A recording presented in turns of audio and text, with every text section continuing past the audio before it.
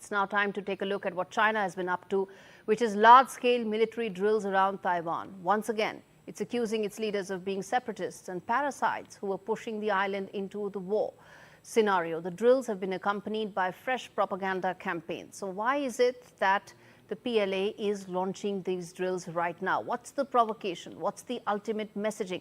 Let's get in. Pramit Pal Chaudhuri joining us to talk more about what could be the implications of this. He's the head of South Asia at Eurasia Group. Pramit, good to have you on the show. Talk to us about the rationale behind conducting these drills right now, the trigger.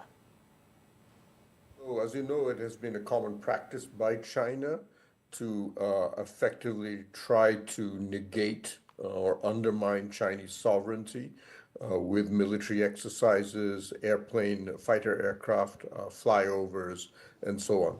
This is unusual, both in terms of the size of the exercise, but also, as you said, the timing.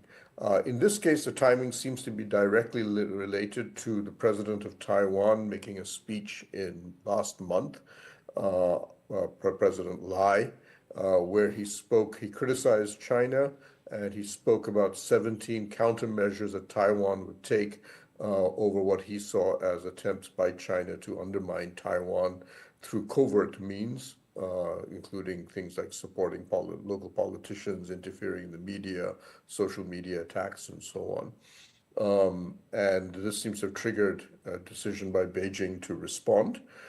So while I don't think it's unusual for them to carry out such exercises, the size of the exercises is very clearly linked, I think, to President Lai's speech.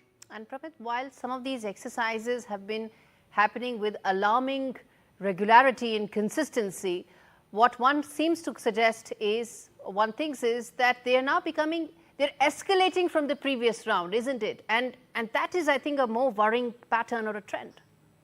Correct. And we're seeing what I'd call gray zone warfare taking place. So in this case, for example, China used over 20 warships, itself a reasonably large, an unusually large number. But it also brought in Coast Guard vessels and members of its maritime militia, which are effectively armed fishing vessels, which are theoretically not military.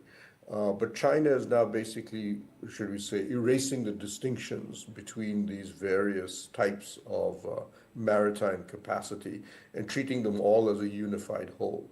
If this escalates globally, this will be an enormous problem because the number of ships inside its maritime militia and its Coast Guard run into the tens of thousands, much larger than the regular Navy. So yes, this is an unusual degree of escalation.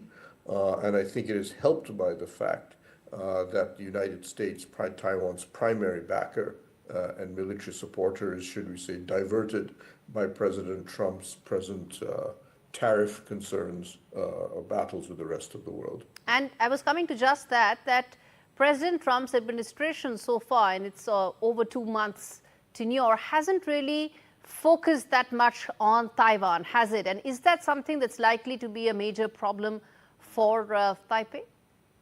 So we're getting a mixed message. It is a concern in Taipei, very much so. When I speak and spoke of Taiwanese officials, compared to the very overt and strong statements of support they got from President Biden, who at least 3 times warned that if there is an attack on Taiwan, America will respond militarily, even though America militarily and officially does not have that requirement.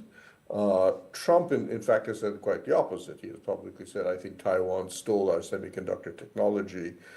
They need to buy more weapons and to learn to defend themselves, which is, of course, very troubling and would has a danger of encouraging by Beijing to do these type of exercises or potentially go further.